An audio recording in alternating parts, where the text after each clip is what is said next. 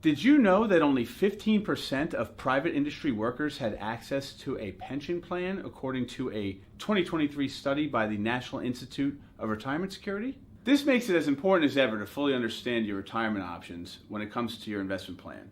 So today we're going to jump into talking about two different scenarios. The first being defined contribution plans. Think of a 401k or a 403b, and defined benefit plans. Think of your traditional pension plan. Both of these plans have advantages and disadvantages, so I hope that you could take this info and it helps you out.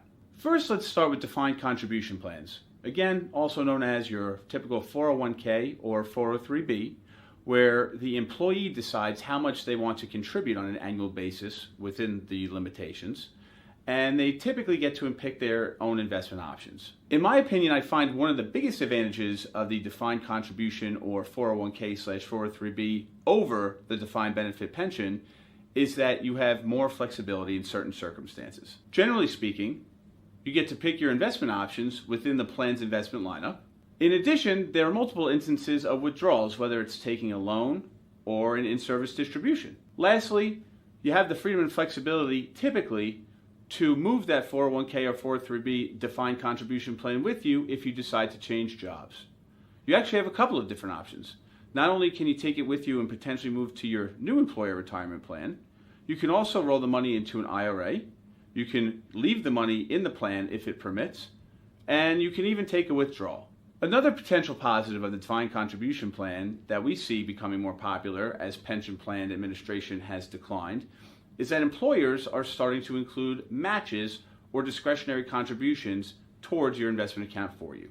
With the positives, there are a couple of downsides that you should consider as well when thinking about a defined contribution plan. These include, number one, the investment selection often falling on the shoulders of the participant. So if you don't have somebody that you work with or knowledge of investments on your own, there is potential to increase risk to your financial situation. Number two, unlike defined benefit pensions, there is no guaranteed stream of income in retirement. You, as the owner of the defined contribution plan, are responsible for deciding how much and when you want to withdraw the money. Lastly, in many cases, you are not able to withdraw the money free of penalty before the age of 59 and a half. Now, let's take a look at defined benefit pension plans. These plans are known as defined benefit plans as your employer and an actuary ultimately decide how much you are going to get paid out over a period of time in retirement. One of the biggest positives about the defined benefit pension plan is the security that it brings. Having that constant stream of income that is essentially guaranteed allows you peace of mind to know that that money will be there month after month for the rest of your life in retirement. In addition, defined benefit plans often include spousal benefits as well.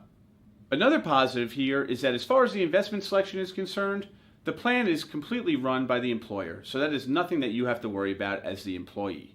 With that, there are also a few downsides to defined benefit pension plans, including the fact that if you leave your job before you're fully vested, you might not have access to any money in retirement. This tends to be quite a sticking point that we see in keeping employees around at the job longer than they might like to be. In addition, although not too commonly discussed, the health of a pension plan is reliant on the employer. Typically, you'll find that pension plans are offered through government entities, so you don't necessarily hear about shortfalls. However, within the private sector, there are pensions that are offered as well. And unfortunately, over time, we have heard stories where plans have shortfalls and the pensions can change radically. In conclusion, both defined contribution /401k or 403b and defined benefit /pension plans both have their place when it comes to retirement planning. They each have pros and cons that are important to consider, and most importantly, to fully understand how they fit into your individual plan. Thank you very much for listening. I hope this helps. And if you do feel it's been helpful, please like, subscribe, and comment below. Have a great day.